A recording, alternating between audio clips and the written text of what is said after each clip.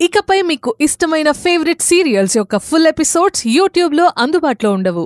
కేవలం సన్నెక్స్లో మాత్రమే ఫ్రీగా చూడొచ్చు.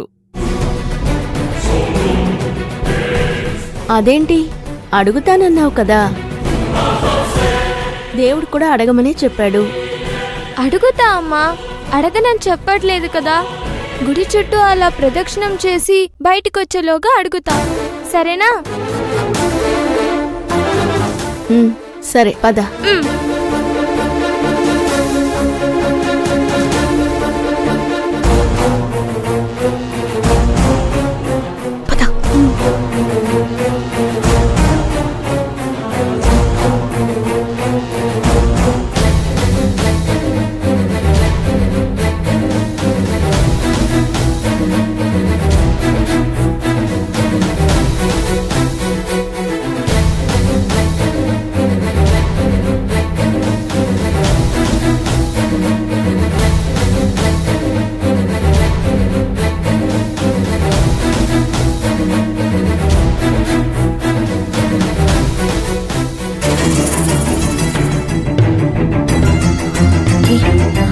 అసలేంటి ఈ పిల్ల బిల్డప్? అడిగేదేదో అక్కడ అడగచ్చు కదా, మళ్ళీ ఈ విహారాలేంటి? రా.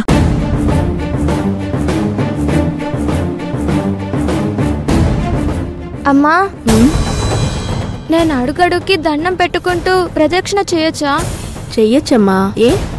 ఏం లేదమ్మా, మా అమ్మ కూడా ఇలాగే ఎక్కువ అడుగడుక్కి దండం పెట్టుకొని తిరిగేది, అది గుర్తుకొచ్చింది.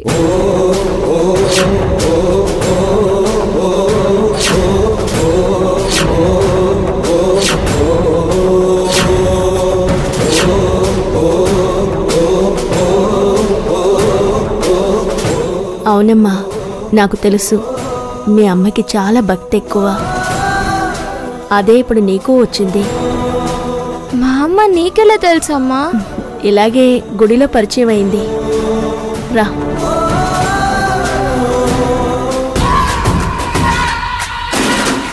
టాపిక్ అమ్మ దగ్గరికి వచ్చేసింది. అంజలి ఖచ్చితంగా అడుగుతుంది.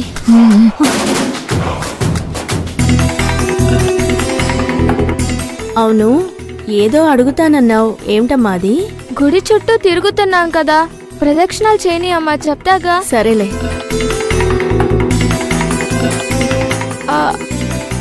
అమ్మా,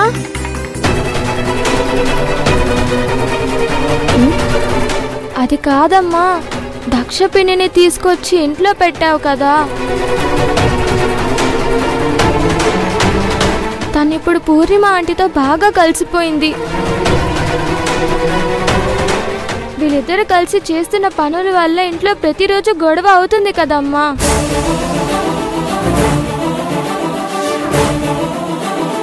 అంజలి, నువ్వు అడగాలనుకున్నది ఇదేనా?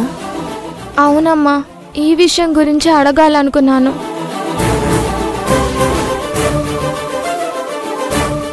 అసలు ఆ ఇద్దరిని ఇంట్లో పెట్టాల్సిన అవసరం ఏంటమ్మా?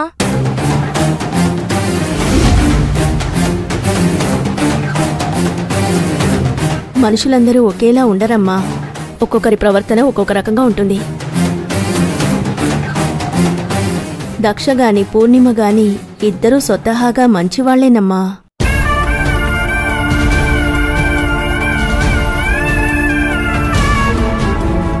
దక్ష పరిస్థితిని సరిగ్గా అర్థం చేసుకోలేక ఇలా తయారైంది. ఇంక పూర్ణిమ అంటావా, తనొక పెద్ద కుటుంబం నుంచి వచ్చింది. అల్లారి ముద్దుగా పెరిగింది. ఏది కావాలన్నా క్షణాల్లో అందించే తల్లిదండ్రులు ఆమెకున్నారు. కేవలం రఘుబాబాయిని ప్రేమించడం వల్ల మాత్రమే తను మనింట్లో ఉంటోంది. తన ఆస్తి మొత్తం, తల్లిదండ్రుల్ని అందర్నీ వదిలేసి ఇక్కడికొచ్చింది. ఇక్కడ మన ఇంట్లో తనకి ఆ వసతులు లేకపోవడం వల్ల చీటికి మాటికి అలగడం, కోప్పడ్డం లాంటివి చేస్తుంది. దాని వెనకాల రఘుబాబాయ్ మీద విపరీతమైన ప్రేముందమ్మా. అది సరే, దక్ష పిన్నిని మళ్ళీ ఇంట్లోకి ఎందుకు రప్పించా? తను ఎలాంటిదో, ఎంత తప్పు చేయబోయిందో నీకు తెలుసు కదమ్మా.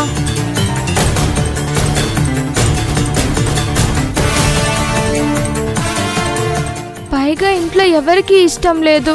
అలాంటప్పుడు తనని మళ్ళీ ఎందుకు రప్పించడం? నీ గురించే అమ్మా.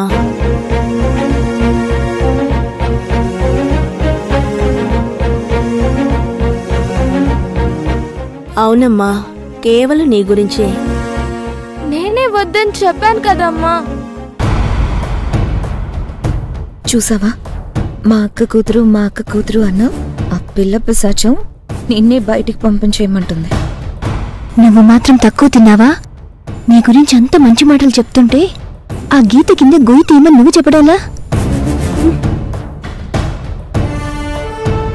చెప్పమ్మా, నేనే వద్దన్నప్పుడు మళ్ళీ దక్షిణ తీసుకొచ్చి ఇంట్లో ఎందుకు పెట్టావ్? నీకున్న ఒకే ఒక రక్త సంబంధికురాలు దక్ష.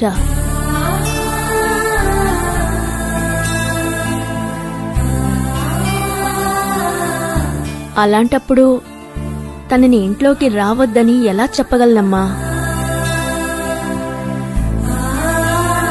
పైగా తనని ఇప్పుడు మనం కాదంటే తనెక్కడికి వెళుతుంది? ప్రస్తుతం ఉన్న పరిస్థితుల్లో భవానీ గారు తనని దగ్గరికి రానివ్వరు.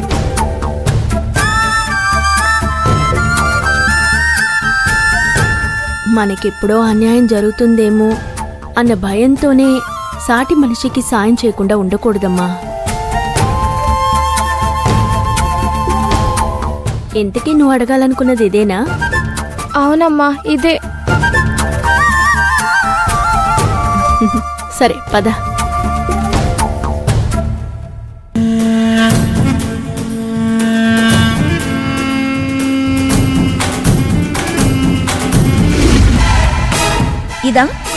ఇది వెండానిక? తిండి కూడా తినేయకుండా లాక్కొచ్చావు.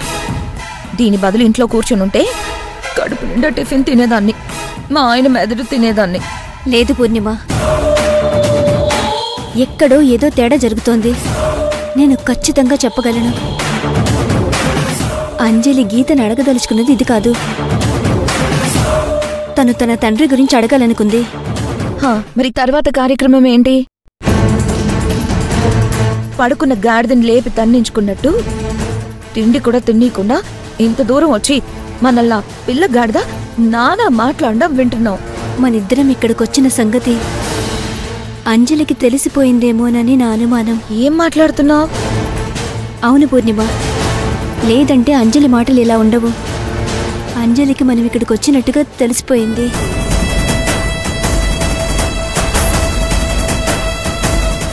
అయితే వెంటనే ఫాలో అవుదాం. వాళ్ళు ఏం మాట్లాడుకున్నారో దాన్ని బట్టి తెలిసిపోతుందిగా.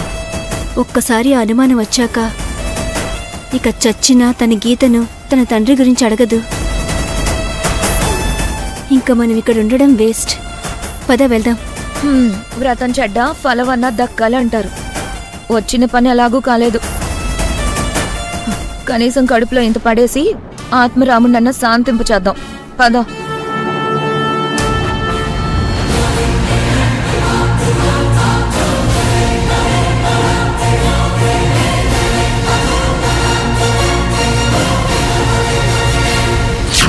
అంజలి, ఇంతకీ నువ్వు అడగాలనుకున్నది ఇదేనా?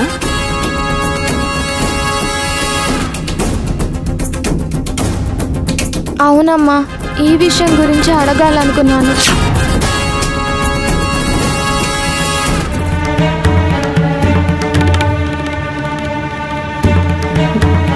అంజలి, నువ్వు ఆ ఎర్ర తెల్ల పువ్వులని దేవుడి ముందు పెట్టి అమ్మనొక మాట అడుగుతానని అంటూ ఉంటే నేనింక ఏమడుగుతావో అనుకున్నాను.